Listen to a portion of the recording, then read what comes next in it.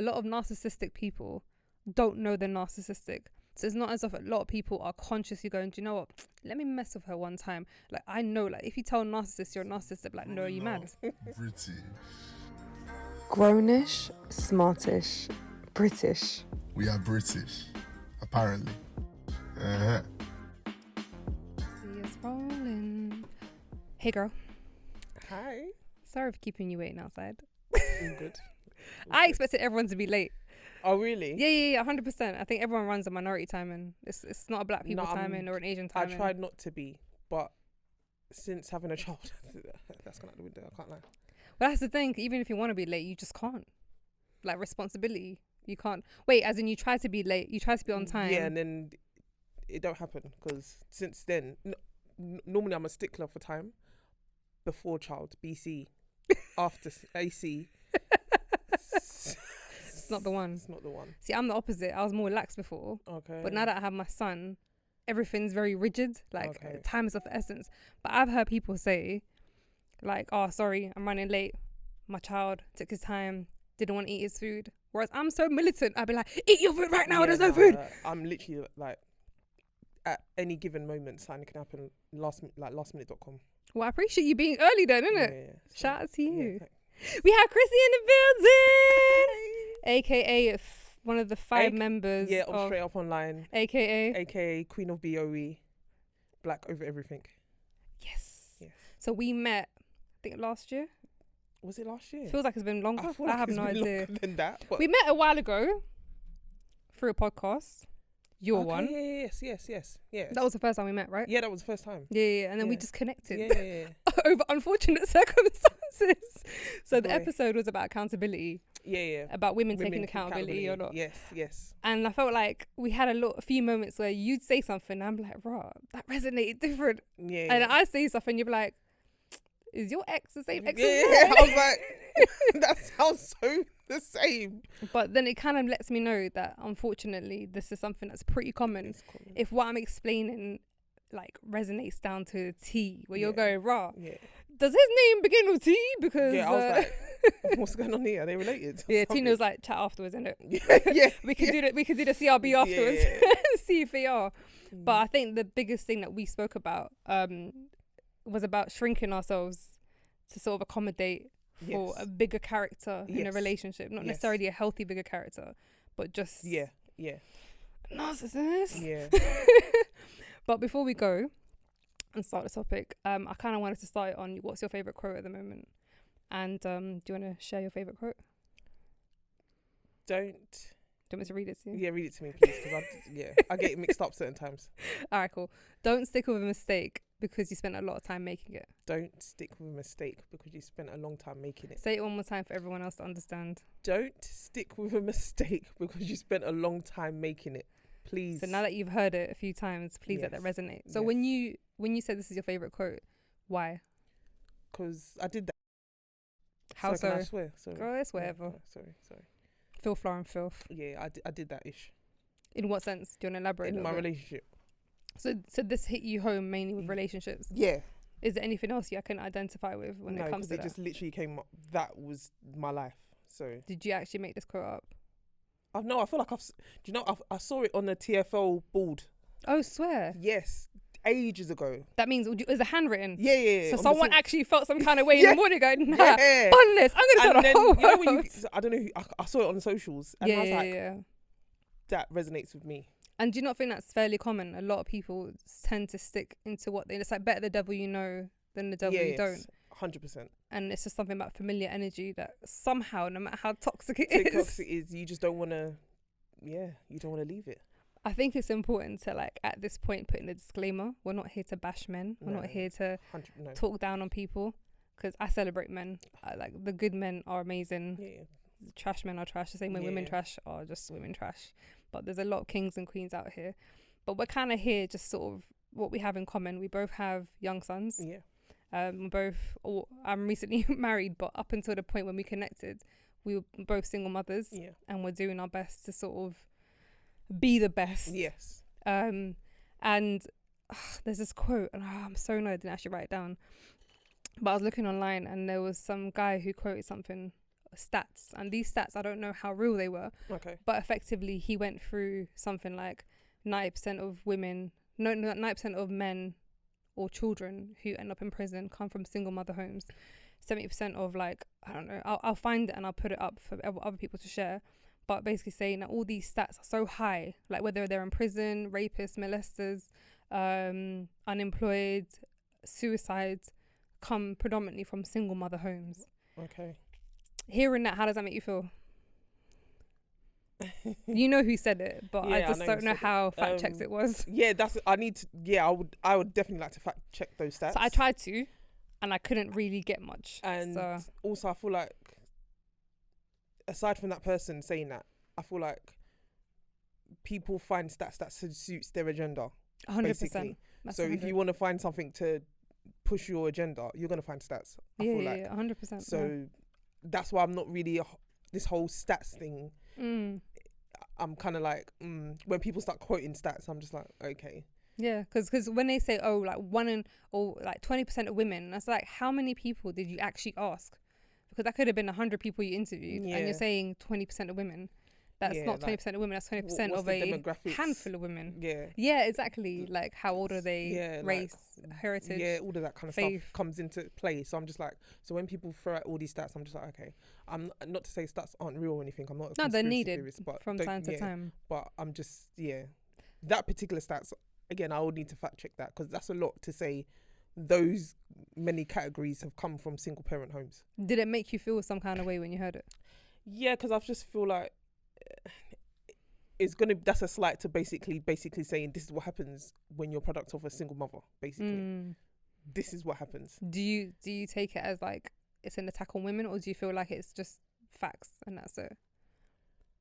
No, I wouldn't say I take it as I'll take it as an attack on single motherhood. Yeah, yeah, because I feel like that's what it's trying to demonstrate. It's doing a disservice to motherhood. Yeah, I just feel like single motherhood,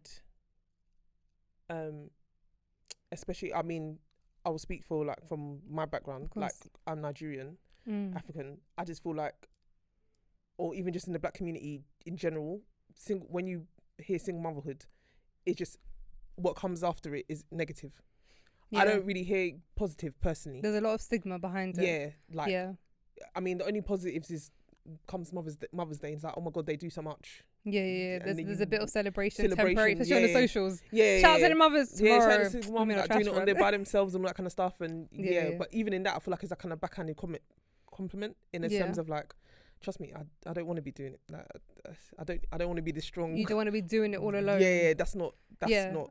Speaking of strength, it's interesting you say that, because a lot of men specifically tend to find single mothers who are doing right or trying their best to do right by their children as too strong and too intimidating, and like as if like it's a threat to them.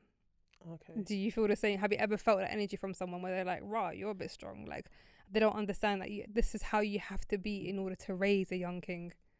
To be honest, I have not been in that realm yet, so I haven't actually gotten that. So I don't know. You're as in dating? Yeah, I've only just stepped into the dating scene. Girl, welcome back. How long has it been?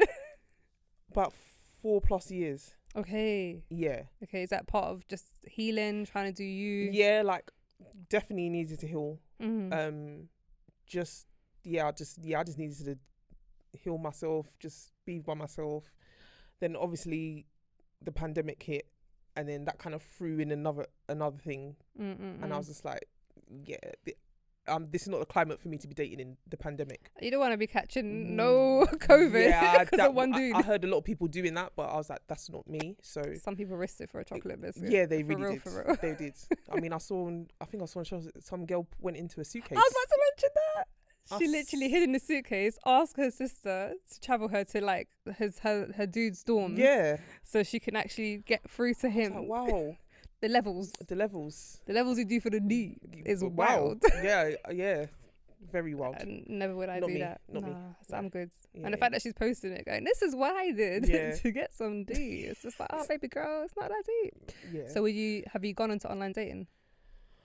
I'm very pro it. I met my husband on online dating. The And I had to kiss a lot of frogs, not literally, to get to him. The funny thing is, I've ventured into that world very begrudgingly and reluctantly. If you know my friends, and when they see this, they're gonna know. Like, if you know me, even on the pod, I've said it. Like, do you know why? Do you know why you got to do it? It's not even like for losers or whatever. We live in a time where it's so hard to meet people organically, especially post-COVID. Yeah. And it's just like, when you meet someone in a club, more times the guy's not going to look at you and go, oh, she's wifey. It happens, but it's a rarity. Yeah, no. So the thing is, I had to like, I don't know what happened. Basically, it was just like, one day is like some type of an epiphany happened. And I had to like come to the conclusion that, okay, based on the ratio in which you go out, Christie, and based on those factors, that fact when you go out socially, the fact you've got kids, the fact that you work, the fact obviously your freedom is not as you like. I'm not actually out there that much. So if I'm trying to meet somebody, I don't how is it gonna happen? And it got to the point where obviously I go to events with my friends and stuff, and to be fair, and no knock to any, like, it's just the same events. So same I'm faces. having to see in the same faces. Yeah, it's you again. Yeah, so it's kind of like, you know, when they're like, oh yeah, London's small. No, yeah, it's going to be small because I'm going to the small, I'm going to the same events and the same just key events. I won't name the events, but we'll be going there. You will see us. And then it's kind of like, I'm not really seeing. You need some fresh faces. Yeah, there needs to be a wider pool. And maybe your husband's no way near there. Yeah, maybe exactly. He's somewhere else doing finances at home. Exactly. It's on a spreadsheet. No, this is very true. So I was just like, okay, Christie, this ain't gonna work. And then it was so funny because someone was like, a clip came out, and then they was like, you know, that whole saying of, you're not gonna meet. If you're gonna meet anybody and you're just at home, how you gonna meet anybody? Yeah, they're gonna land on your lap one day. Are they gonna be a burglar? And it was so funny. I just kept that it kept on replaying in my head. Yeah, and obviously not that I thought that. Obviously I'm very realistic. I know that wasn't my thought process. But it was got to the point I was like, yeah, okay, Christie. Because you got to change the narrative. Like, if you feel like what you're doing socially isn't attracting the energy you want. Yeah. Not that you're doing anything wrong. It's a social event. It's your right to do what you want. But if you're looking for a certain caliber of guy and you're looking to make new connections with people, then if everyone's pulling up to the same motive, then you might as well then flip the script. Yes. How do you feel like, how important is it for you to get with someone, or what are your thoughts on getting with someone with a child? Because I'll speak quickly about mine. Initially, I was like, nah, I don't want someone with a child. I was the same. Then I was like, nah, it's going to be a lot trying to deal with the mother of a child. I was the same. Because I'm not a baby mother, I'm the mother of a child. Whereas there are women who are unfortunately hold the title with chests when it comes to energy. But then now, as I started to like explore the non-children one with child one, then with 20 children ones, I was like, I actually need someone with a child. Because as much as the single parent is understanding, the single person is understanding, they will never fully understand the lack of flexibility that you have, or the little motives that you can do. Like, your time is limited. You have a window. Yeah. And that window is not to ramp with. Like, it is gold dust. Yeah. So when I met people who had children, even though they're not in their full care, there was a level of understanding. And if they didn't understand, they're waste.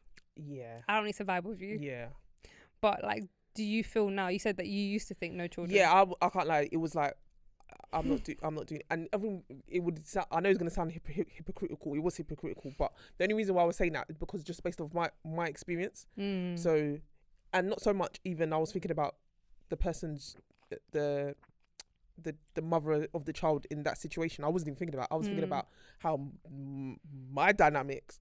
I was like, I can't add anything more to that dynamic. So I was like, yeah, I don't want to add anything more to that. Like, so that's having why someone that's sort of a fresh slate to an extent when it comes to those areas. Yeah, exactly. So I was just kind of like, I'll just rather they just didn't. Has that changed? Yeah, it's changed now. Like, I'm either or kind of thing. And also more time.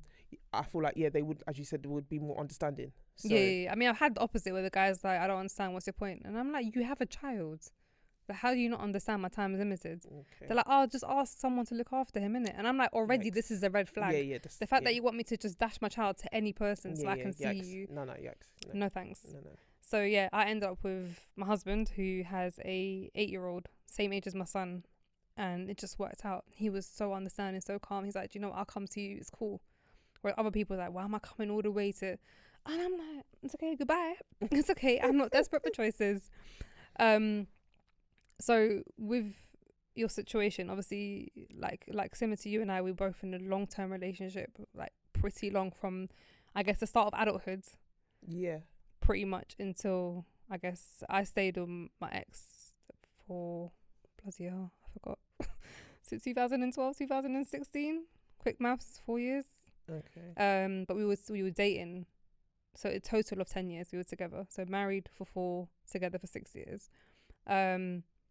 So for me, he was pretty much all I knew as far as the standard of a man. And when I came to leave that relationship, it was very difficult to leave because of so many different things. But the biggest thing was the children. So when you have a child, it's a very hard decision to leave. And I think a lot of men don't understand women who genuinely want the best for their children and genuinely want a healthy relationship step away from a marriage or a relationship. They don't understand that it's taken a lot of energy and a lot of time to process and come to that decision. How difficult, how easy was it for you to walk away from your situation? It was tough because like I met him 21 going on 22, and literally, so my whole 20s were decimated by him. Great word to describe it. So literally that was all I knew. Even, you know, the ones, it was even, you know, the ones where we like, because we had like, there was breaks in between that, let's be clear. So it wasn't like, it was very on and off basically. Yeah. And then, but even in the off times, I was still being loyal. Was he? Say no more. Say no more. Yeah. So even in the off phases, I was still like, in your head, you're still in a relationship, but you're just going through a rough patch. Yeah, like I was, even though I tried to be like, I'm gonna move on. I'ma do me. Yeah, You I can't. just ended up back where I was, kind of thing. So mash up the mic. Yeah. So it was up until like, again. So even up until like my son got pregnant with my son, and it was like, hey, we're gonna make this work. Like this is it, kind of thing. Because obviously I'm from the background like, first off, there needs to be marriage first, and that didn't happen. So it was already like, I'm already on the back foot. Did you feel there was a lot of pressure to make it work? Like from a perspective of like what others think, especially my family? Yeah, it was 100%. And how do you feel that reflected or deflected onto your relationship? Like, do you feel it kind of made things more difficult because you're now applying this pressure that this must work? Maybe not so much on his end, maybe more on my end.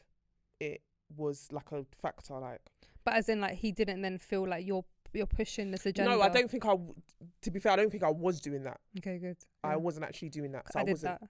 I think, no, obviously in the time, like when my son came, I was like, okay, like what's happening here? Like, it's like, and then it was kind of like, well, it was one day when he kind of gave me an ultimatum of, well, if we get married now, it's gonna have to be like a low-key wedding. Basically, we just have to go to the registry and then that's it. So you can't have a big wedding.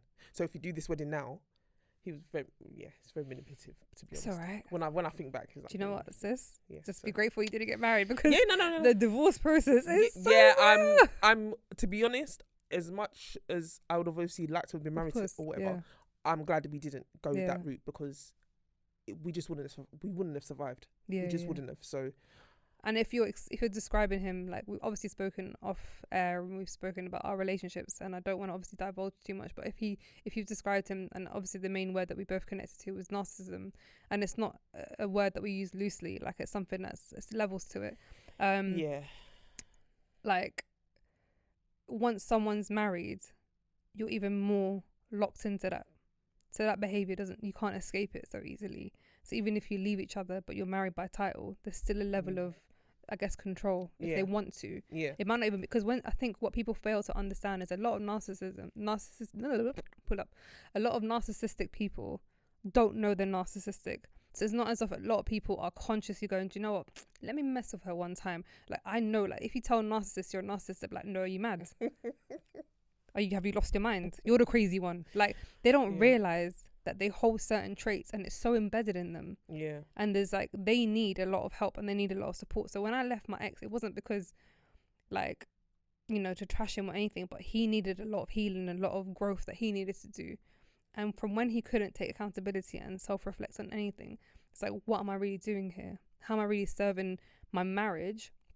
How am I serving God? And ultimately, what am I doing to serve my child? Because he has to witness all these different things, whether it's a very low-key, silent situation, like literally silence in the room, hostility. Children are very aware and they're very emotionally intelligent. Yep. To like, you know, verbal altercations and somewhat more at times. You got to protect your children from that.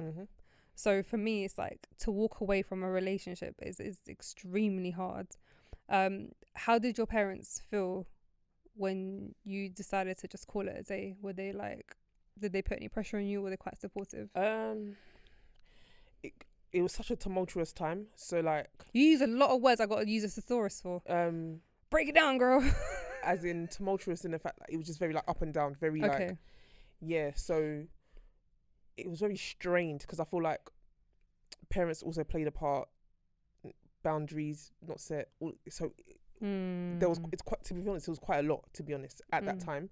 So it was kind of like, you know, obviously in like the Nigerian community, like if you've had a child with someone, mate, that's right. That's it. That's your it. fate. Like, that's your forever person, basically.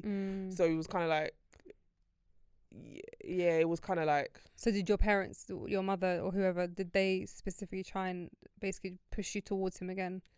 Not for the sake of a child. Not push. I don't even say they were pushed towards, but it was just more so, okay, so what's gonna happen now, kind of thing.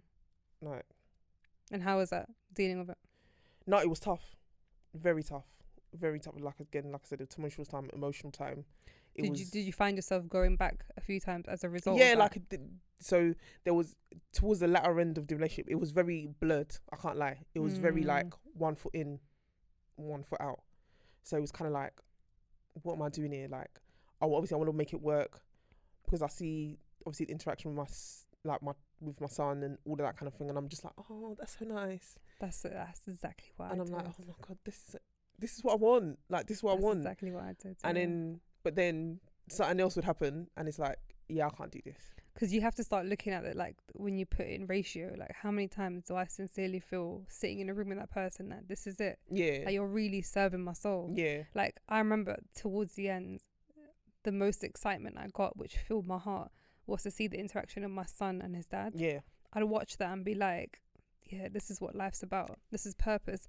But then that same person, the way they talk to me or behave towards me, the lack of respect as a mother of your child who's raising your child beautifully, it didn't make sense. It didn't connect. I'm like, I don't understand. How is it you can flip from being this incredible person to your mother and to your child, and not the same to your wife? Yeah. But then, firstly, I can't expect someone to change who hasn't changed. And then someone humbled me and said to me, the love that that person has for their mum and their child, don't assume that as a wife or a partner that they're gonna know how to give that love to you, because that connection is different. They're blood related, and there's something about that connection that they have to treat so maybe delicately with like a conscious decision. Whereas I guess naturally, the more closer you are with someone on a personal level, even on an intimate level, the more you kind of blur the lines and like you just get a bit too complacent and loose with your tongue. Yeah. It's not excusable, but I've had to learn that. Like, because in my head I'm like, but I'm your wife, or like I'm your missus. Like, how is it that you're able to disrespect me like that? Or I'm the mother of a child. And I think, to me, from when that don't connect dots with you, then I can't let that continue. Yeah. You said obviously you've been out the game for like 4 years now. What was the, like, did you realize you're healing, or did you just kind of realize like, right, I'm healed, or like, right, let's grow? Like, have you consciously done something to like allow yourself to go through the process? Like, some go to therapy, or definitely therapy. Definitely. Would you encourage it? 100%. What kind of therapy did you do? I don't know if there was, because there's counselling, there's therapy. I guess it was more counselling based. Okay. Yeah. Cool. Yeah, that's what I would say. just more so just an outlet aside from like family, friends, someone you just, and they can just relate, and then not relate, basically you don't sound mad to them basically, and they can actually tell you, no, this is actually what's happening, and then you just be like, oh my god, really? Wow. Because I didn't know that. Self-doubt's a real thing. Yeah. And I think when being in those environments, like the lack of self-love is one thing, but the self-doubt, like, raw, am I really that person? Because they start really like digging into your brain as if like, yeah, you're this, you're that, and I'm like, raw, maybe I am. Yeah. So like, I guess with therapy, that kind of helped leaps and bounds, literally. Would you consider? Would you encourage and like do therapy in future just for the sake of like a Dear Diary vibe if you could afford it? Yes. I know it's expensive. Yes, buddy. So I can pay with hugs. We can vibe. It's like, obviously, I know, mate, the cost of living crisis, but I understand why people, it's kind of it's not a priority. Yeah. But 100% to me. What else do you do to sort of look after like your mental well-being when it comes to, obviously, in order to be a mother, you need to be able to be mentally fit, like not just physically fit and have like enough energy in you. You need to be able to be ready to just take on everything that's motherhood, and motherhood doesn't come with a day off. It doesn't come with, let me get 2 minutes to myself. It's just constant. So what have you done to sort of protect your energy and protect your mental well-being in order for you to be the best mother? To be honest, doing the pod. Yeah. Doing the pod with the girls, it was my like escapism. That's nice. Yeah. So it was like unadulterated adult time, basically, to talk about the stuff that I actually want to talk about. So nothing to do with what's going on in my life, or nothing to do with what I'm actually passionate about. Yeah. So just having to have that outlet, and then obviously doing it with my like the pod with the girls who are ultimately my friends. Girls, literally, they're my sisters basically, because we've known each other that long. Like, love them to bits. So when we get together, it's just jokes upon jokes. So I literally have that time to just be Christie and not someone's mum. Yeah. So that was a recharge. Yeah. Earlier you spoke about stigma when it comes to single mothers. When I saw, do you remember that post I told you about the 90% of women, or 90% of kids come from single mother homes? I actually wrote, I not had my back against the wall, but I kind of felt that, because he said, well, you know, in order to avoid this, basically you need both parents. So which I 100% agree. Yeah, 100% true. But there's a few factors to consider. So I had my back against the wall in the sense that my response was, well, isn't it about time for men to step up and be fathers and not just part-time carers or like your babysitter? Like, why is it that these men aren't active in their lives, realizing their responsibility?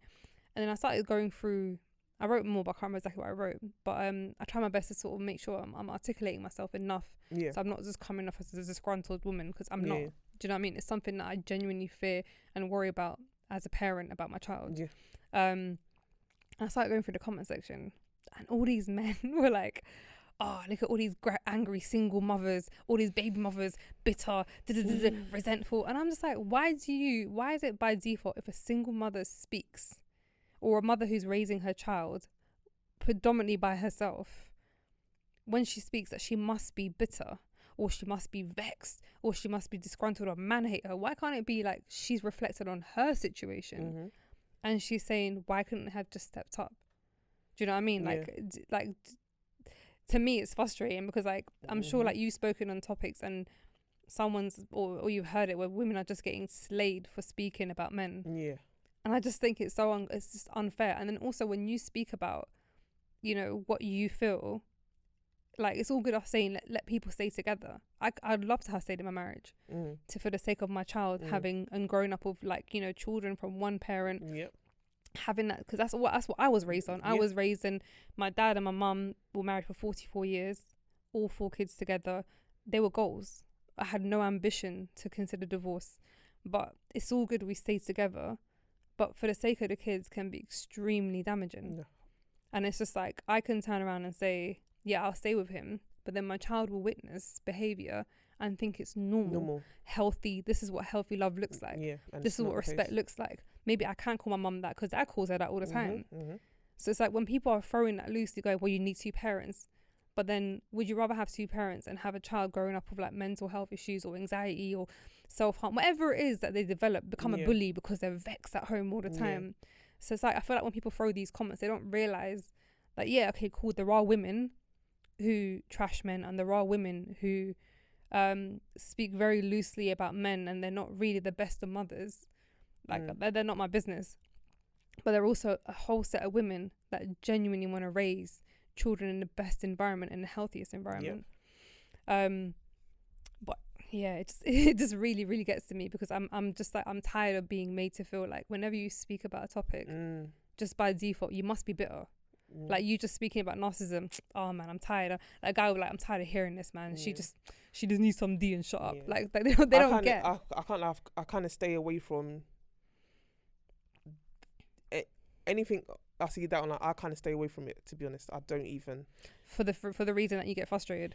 Yeah, because I feel like it just reinforces a stereotype again. Like I said, with single motherhood, is literally, it's not even like the whole baby mother thing. I can't stand and it. I can't stand that word. How do you feel when someone calls you that? Literally, because I literally cannot. I feel like specifically the black community need to divest.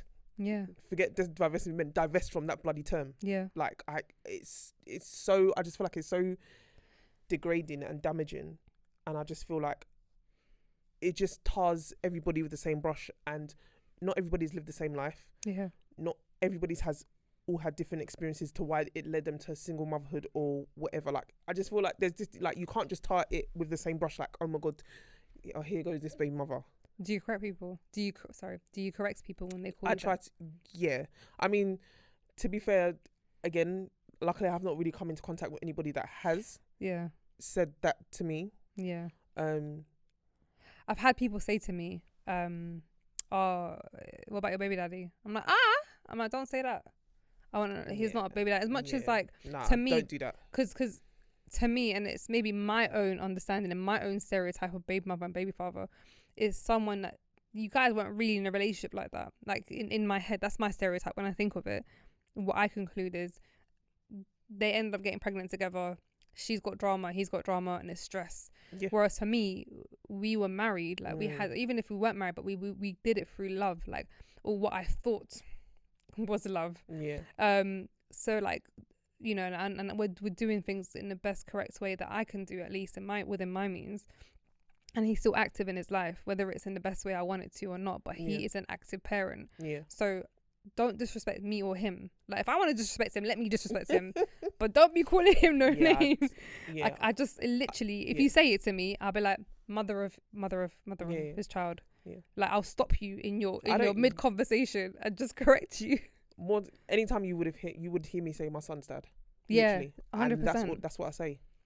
He's not my baby daddy. So I've got as far as someone say to me, like, who's Caribbean, of a Caribbean descent, and they're like, baby mother and baby daddy is normal. We just say that to even our queens, like, we'll say baby mother, and I'm just like, and that's obviously that's someone's opinion. It doesn't represent all culture, but it's just like, I appreciate it. Whilst I appreciate it, I'm not receiving it that way.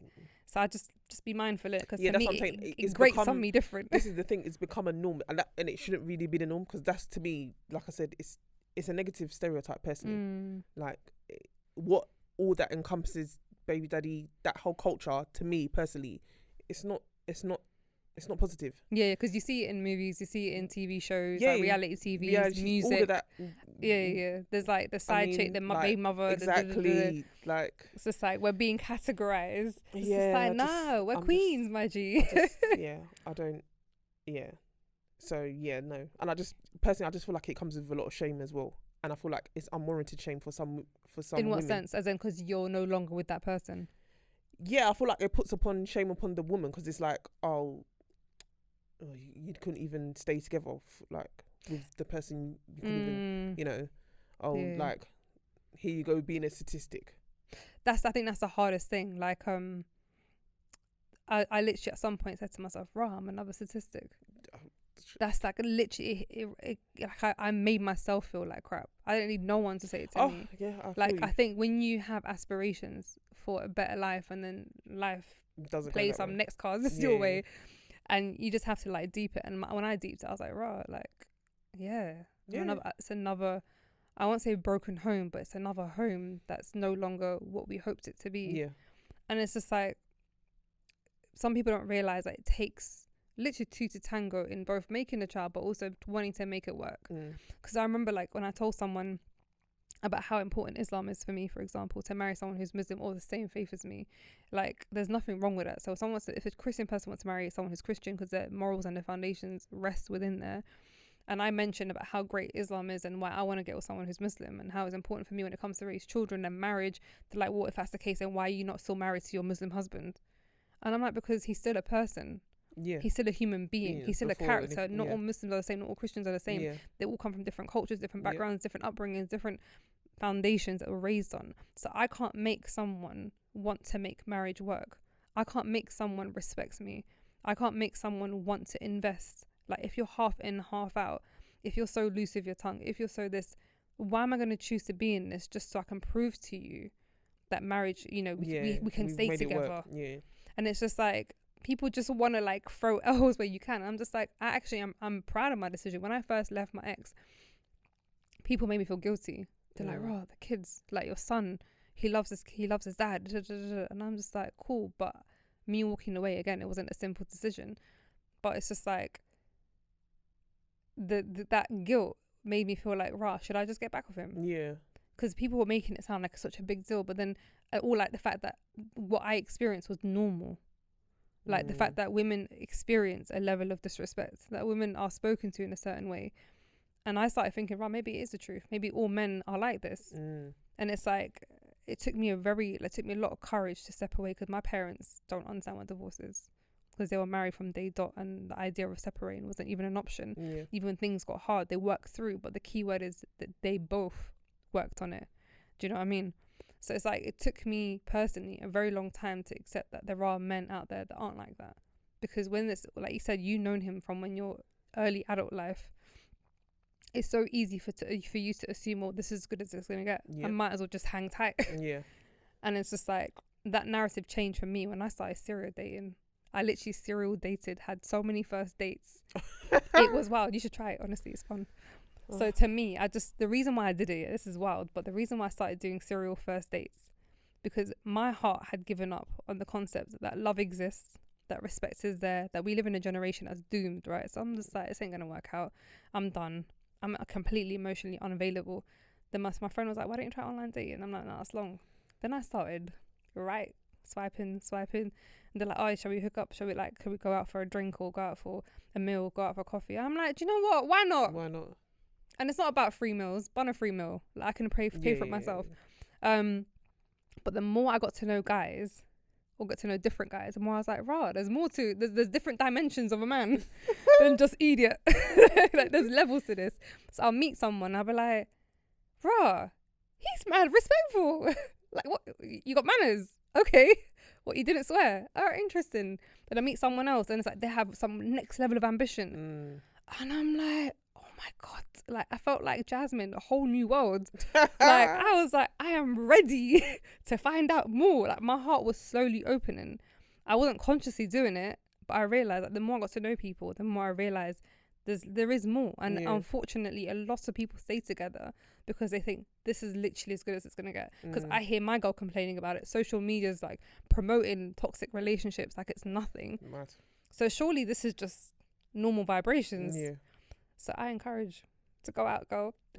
Obviously, like, don't hurt yourself in the process. Do all your right CRB checks and stuff. Baby steps. But my point is, like, getting to know different guys genuinely opens your mind and your soul a little bit, where you're just like, do you know what, cool, let's hope. And I think, to me, that's how I landed where I landed. Like, when I set the bar so high. So what would you do differently? Like, what is it, like, what are your clear red flags now when you come to meet someone? Even the ones that you turn amber when you know blatantly they're red. Obviously, this saying is so cliche, so been said, done, but literally that real. whole, when they show you who you are, believe them. Yeah. The first time, literally. Don't wait. He might change. Yeah, nah. It's none of that. What else? What's important to you? What's important to me? Like the level of articulation is important. I realised that I didn't have the depth that I wanted, and that's maybe because again I was, like I said, 21 going on 22, so obviously that's something I've realised over time, kind of thing.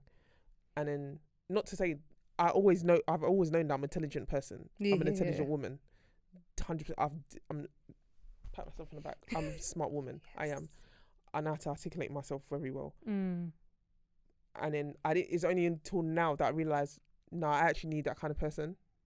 You know what stimulates you? Yeah. I need that. And I was like, it can't just be a surface thing. Like, and we've got to kind of share. We've got to share, like, if I like to debate a lot.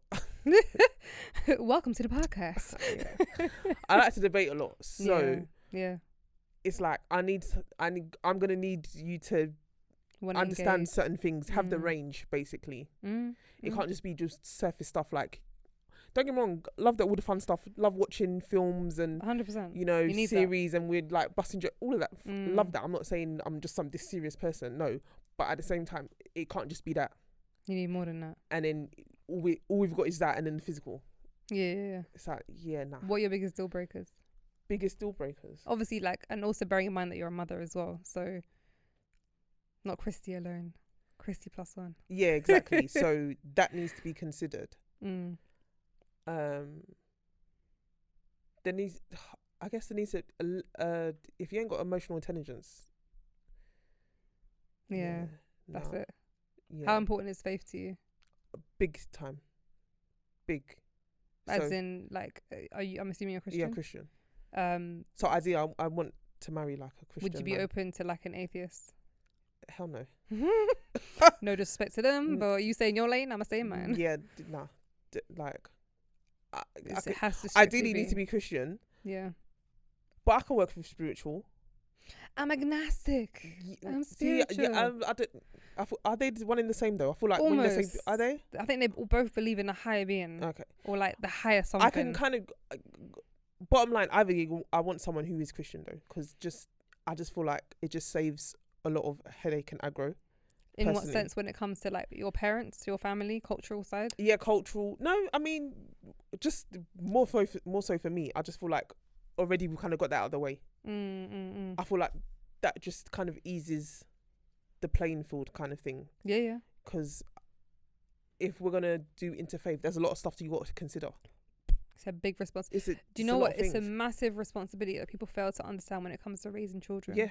Because it's all good me going, yeah, you do you, I'm gonna do me. But then when it comes to children, exactly, like the reality is we need a set foundation at home. Yeah. Whatever that foundation is. So people want to go, oh no, I can, like, a Christian and a Muslim can vibe together. Cool, you can vibe and you can respect each other's differences, but how are you going to raise the children? Yeah. And it's just like they can learn about different faiths, but there's something about raising them on one set of morals and one set of understanding, like even like the pattern or the consistency of maybe going to church with the grandparents or doing whatever it is to try and spread yourself thin with that knowledge is just a bit... The funny thing is, I know people that it works for. Don't get me wrong. So I've seen it. I've seen it work, and they're happily married. Like, love them to bits. Agreed. So, it's not just for me personally. Yeah. I feel like just on that kind of spiritual exchange, I prefer it. He be Christian. Yeah. No, I appreciate that. You mentioned growth and how, like, before, like, obviously you knew you were intelligent, but you didn't realize what you really needed. Did you feel like you outgrew your ex? Yeah. When did you realise that? How deep in? The funny thing is, I feel like it's so funny, weird. I feel like it's after my son. Like, as soon as I probably was thinking it before, but it was kind of, yeah.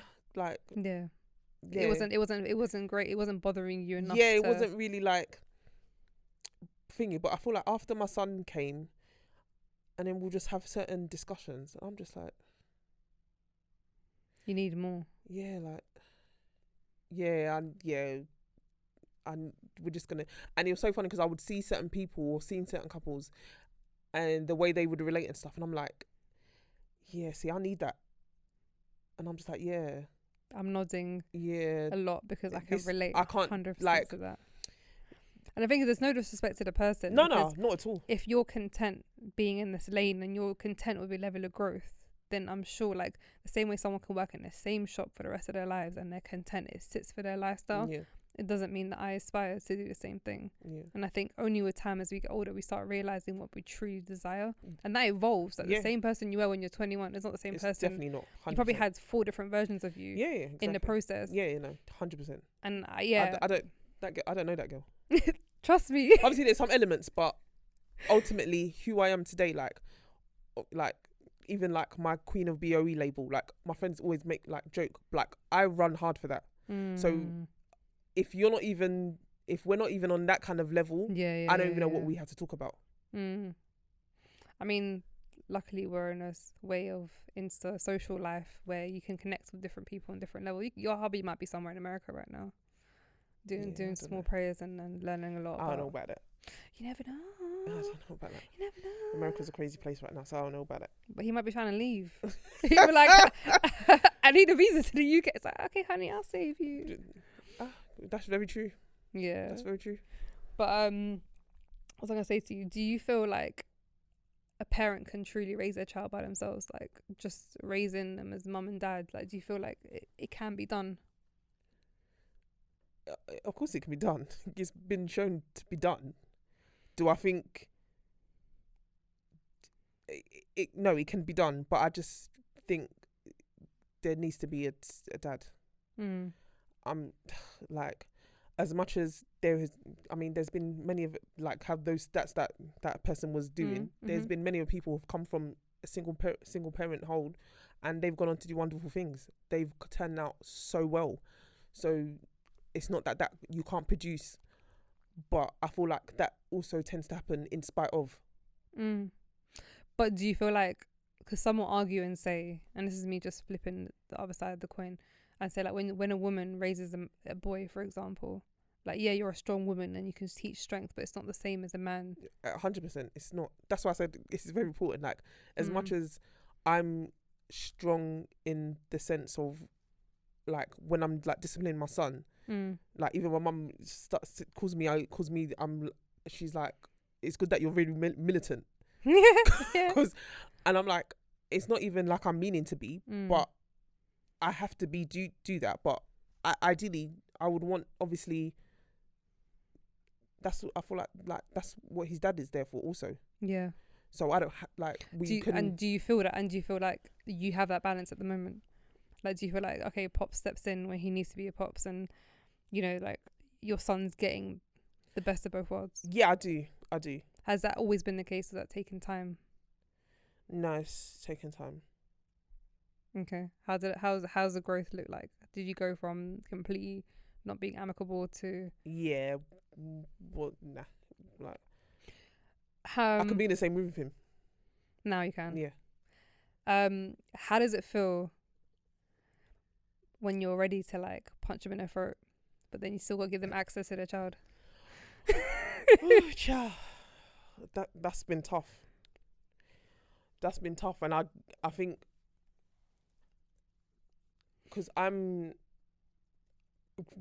actually like, again, I'm not a drama-filled person. Yeah. So if you know me, I'm not a drama-filled person, to be honest. So it's not, I don't go looking for it. I don't, like, obviously if you come with it, I'll finish it, don't get me wrong. But I don't go looking for it, like, kind of thing. So it's kind of thing. And especially with my son, he's always at the forefront of your thoughts. Yeah. Always. 100%. So even if I'm getting talked at the side of my neck by the other person, he's always at the front. So I just kind of just suck it up and just be like, whatever. Have you ever reached a point where you're like, yeah, bun you seeing your child? Yeah, there's been times, but there's been times where it's just like they've kind of just not communicated. So I'm like, okay, well, that's you, not me. That's a you problem. Yeah. You've done that, not me. Yeah. So and I'm assuming there's times, I could be wrong, but unfortunately we're very similar stories, where maybe like they've not been available when your child's expecting to see them, or like where you've maybe like arranged to meet up and then they're like, oh no, I can't do it anymore, I'm busy? How do you, if you did handle it, how did you handle it? Do you know what? Funny enough, there hasn't really been them kind of times. Good. And I say good loosely, but it's good loosely because in the sense that he's with me all the time. So what, as in your child's with you all the time? He's more time. So there hasn't really been a time that has really come up, okay, per se, and so, or where my child's really felt that anyway. Okay. So, because I know a lot of mothers, and it really upsets me when they do this because they think they're doing what's right for them, but they're not realizing the damage they're causing their child. Like when a dad lets them down, or they get vexed and they don't want them to see their child no more. They're like, no, you're not seeing your dad. Your dad's this, your dad's that. Or like if the dad doesn't turn up, oh, your dad let you down. He doesn't care about you. They're not realizing the damage that they're doing to their children. Like, yeah, they might be distracted watching TV, but they've picked up on words. And it's resonating with them in words that they like. For me, if his dad was to fail in like turning up or had a change of time or change a date, and my son's gassed to see him, I'm like, do you know what, son? I got the dates wrong. You know, my bad. It's next week, and it's because I don't want my son to feel any energy. I don't want him to be like, oh wait, look, pops doesn't want to see me. Or something better's come along. Yeah. Whereas women who just go, do you know what? Your dad's a waste man. And it's like, he needs to know the truth. And I'm like, my child will know everything in due time. And this due time is when he's old enough to pick up facts for what they are. He will see how consistent this person is. He will see how much I've had to make up for this other person. Or if someone new, such as my husband, steps in, just by default, like as I said, you can raise a village. Like it takes a village to raise a kid. So my husband isn't going to be his dad. He's got a dad, but he will also be a very impactful role model. Yeah. And he'll be able to compare notes by default. Like when you have a good teacher and a bad teacher, you always remember the good teacher. Yeah. Then you always got like a few comments here about the bad teacher. No matter how much they're both your teachers or they're both impactful in your growth, it's just like children are smart enough to recognize this themselves. So I have no desire to tell my child that his dad's this and that.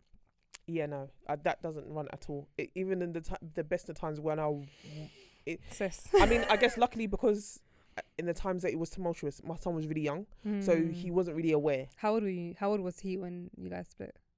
Like when it was done, I'll probably say 3. Yeah. So so my son was just not just wasn't aware, to be honest. So and all that tumult, I'm glad it happened at the time where he wasn't aware. Had it been happening now, then I don't know what I would do, to be honest. Yeah, no, but luckily now, obviously he's aware now and stuff like that. But he's just. Do you have conversations? Does he? Because my son, I brought him onto my podcast once. I haven't released the episode yet. Yeah. But I had to edit a part out of it because my son, even though we've had this conversation several times, he got a bit cocky and comfortable on the mic, innit? So he was like, "All right, this is my show, innit? So, mummy, I want to know why you left daddy." I'm like, yeah. I want to know why you and daddy aren't married anymore. And I'm just like, that you think the child's over it. Like you think it's been several years where like he doesn't even my son does not recall living in the same house with his dad. So we split when he was 2, literally on like 2 days after his 2nd birthday. He doesn't recall us being married, doesn't recall anything, but he knows that we were. And his dad's obviously says stuff like, "Oh, your mum left me" or something. I have no idea what he said. But I'm just like, it's so interesting what kids harbor or hold on to. So imagine if I was like openly speaking like trash about his dad. Yeah. Or I don't know what he talks about me behind my back. I don't really business. But these children are so vulnerable and they're so literally open for information. And it's just like, it broke my heart that he's still at the age of 7, well, at the time he was 7, asked me these questions. Yeah. And I'm just like, we'll have a conversation afterwards. I'm like, have we not spoken this before? He's like, yeah, but I just want to know why you don't go back to him. And it's just like, and you feel guilty. It's just like, okay, like, I don't know what to say. So then I'll find a way to gently break it down to him. So when we argue, unfortunately, it crosses in front of him, like even to this day. I'll be like, see how mummy and daddy are always happy, like when we're around you. Like when you're with daddy, you're so happy. Daddy's extremely happy. When you're with mummy, you're extremely happy, and like there's a lot of love there. But see, when you see us like not getting on or arguing, whatever, I went, that's not nice, is it? He's like, no. I went, so imagine living in that situation. It's not very nice, is it? He's like, no. I went, so why don't you, like, I said, I'd rather you have the best daddy ever and the best mummy ever than to have that. And he's like, okay, I understand. And then he's like, he's starting to get it, but then I feel quite sad because he has other friends that have mum and dad. And I had other kids say, where's his dad? Like, in front of him. And I'll be like, oh, he's working. Or he's busy or whatever. They're like, oh, okay, because we've never seen him before. Oh, wow. And I'm just like, kids are so blunt. I'm like, yes, because he's grinding hard. I don't know what he does for a living, but he's grinding hard. Yeah. Thank God I haven't. Has he ever asked you? No. Why you're not together? No.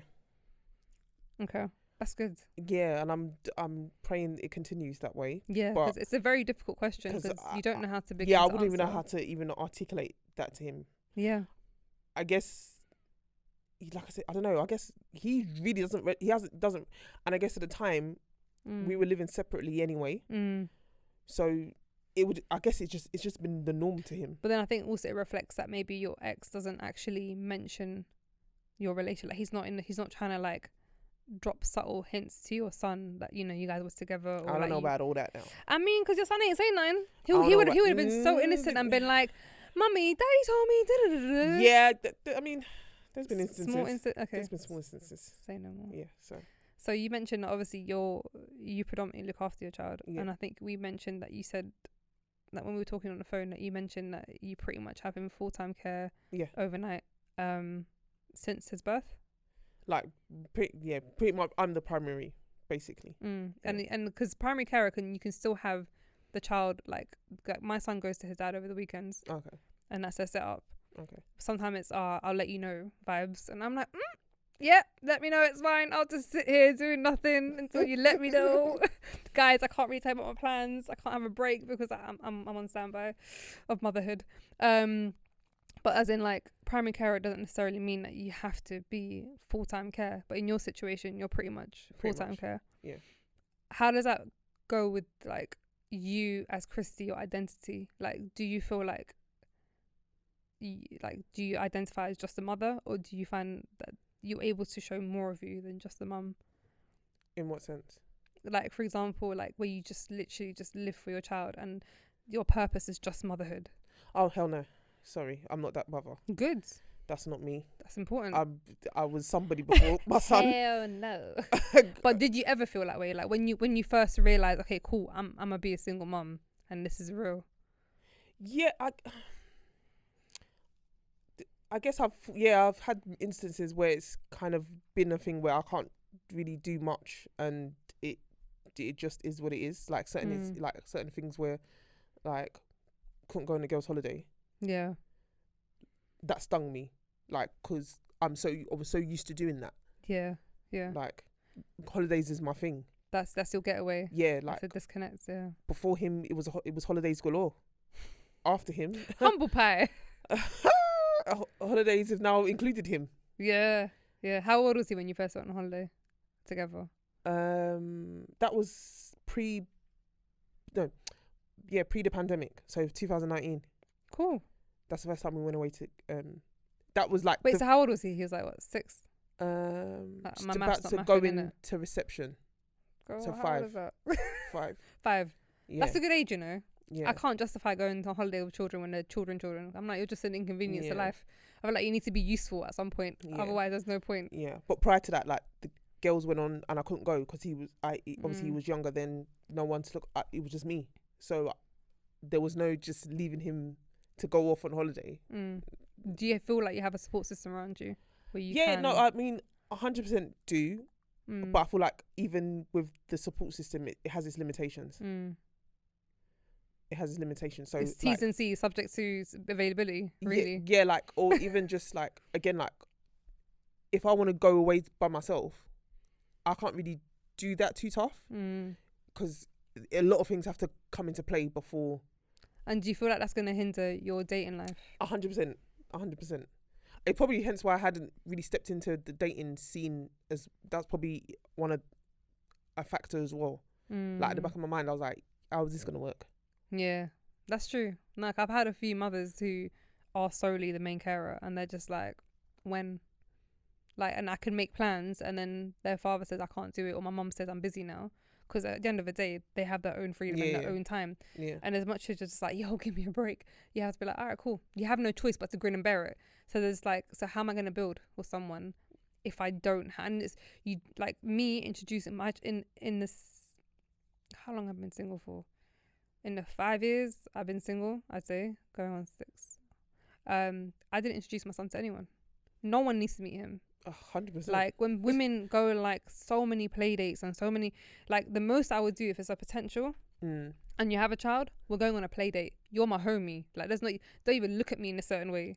Like we're spudding at best. Like don't even get familiar with me because my son is not picking up on no energy. Yeah. But it's so important for the kids to vibe. And it's so important for my child to warm to you. Yeah. But I just find it so loose that a lot of women are like, well, I have no childcare, so he's got to come out with me as well. And it's just like, no, that's not happening.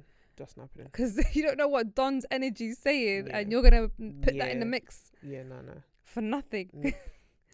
We're coming to an end, but I just want to quickly ask, like, in regards to growing up, because growing up British, we go through, like, your background, your childhoods, like, up to motherhoods, or adulthood, then motherhoods.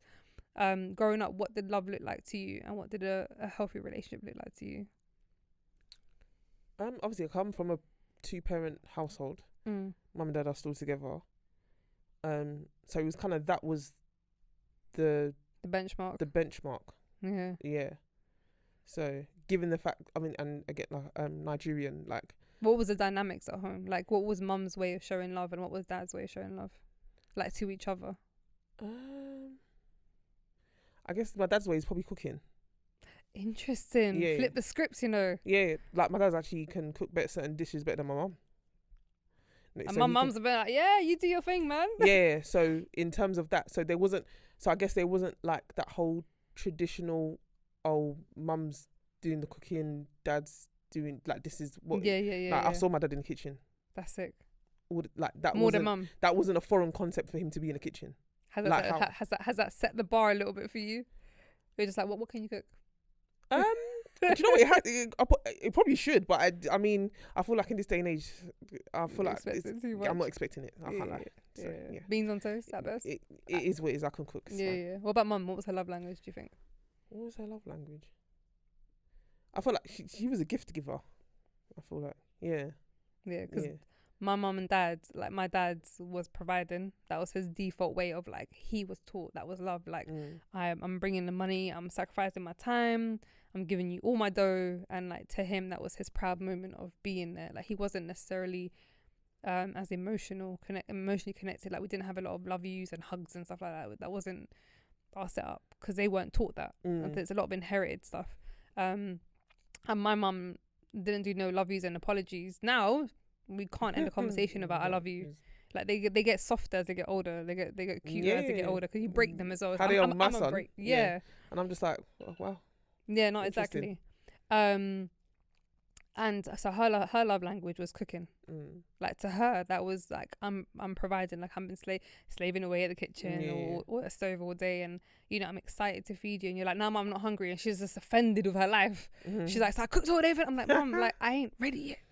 But it's just interesting because, like, what you see and how their dynamics were, like, when it comes to respect and patience and all these things kind of almost set the bar. But I feel like we live in a time where it's actually a rarity to find someone who is willing to mirror their parents or, like, aspire to have that growth. Like, I think the lens is blurred massively.